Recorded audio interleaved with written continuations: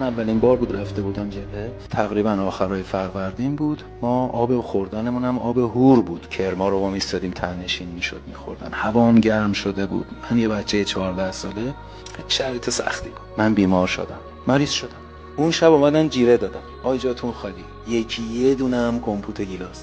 جعبه مهمات‌ها رو هم پر یخ کردن، این کمپوت گیلاس‌ها رو هم ریختن تو یخ. بعد از این همه مدت هیچی نخوردن. عجب. نصف شب بلند شده بودن، داشتن دیگه آماده میشدن میپوشیدن. منم یه گوشه افتاده بودم، یه ملافم بود ولی میشنیدم. یه آروم حرف میزدن. یه از برادرها این حبیبی مریضه. رفتم تدارکا، گفتم یکی یه دونه بیشتر سهمیه نبوده، چیزی اضافه نیومده، براش یکی دوتا کمپوت بگیرم. اگه ممکنه یکی دوتا از برادرها کمپوتشون بزنم.